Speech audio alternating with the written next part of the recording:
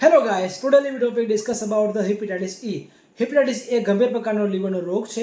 તે hepatitis E નામના વાયરસથી થાય છે. આ રોગ ખાસ કરીને જે લોકોમાં ઇમ્યુનિટી નબળી હોય છે એવા લોકોને થવાની શક્યતા વધુ હોય છે. તેના સિમ્પટમો જેવા કે શરૂઆતના દિવસમાં કોઈ દેખાતા નથી, 2 થી 4 વીકમાં તેના સિમ્પટમો દેખાતા હોય છે.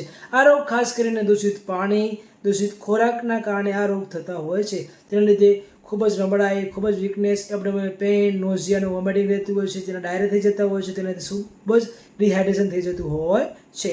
તેના સિવાય બીજા કે પીળા કલરની આંખ થઈ જવી, સ્કિન પીળા કલરની થઈ જતી હોય છે, મતલબ કમળા જેવા લક્ષણો દેખાતા હોય છે. તે પછી સાંધાનો ભાગ પણ દુખાવો રહેતો હોય છે. આ રોગ કઈ રીતે ફેલાય છે અને કઈ રીતે થાય છે? તો સૌપ્રથમ આ રોગ ફોકલ ઓરલ રૂટથી થતો હોય છે, મતલબ મુખથી મળદ્વાર સુધીના માર્ગથી આ રોગ થતો હોય છે. બીજું, અથવા માતાને થયો હોય તો તેના છોકરાને થવાની શક્યતા વધુ હોય છે, અથવા જેને થયો છે તેનો બ્લડ ચડાવવામાં આવે તો જ પણ થવાની શક્યતા વધુ હોય છે. જો સિમ્પટમ લાગે તો નજીકના ફિઝિશિયનનો કોન્ટેક્ટ કરવો જોઈએ. જો વિડીયો ગમ્યો હોય તો લાઈક કરવાનું ભૂલતા નહીં. Thank you so much.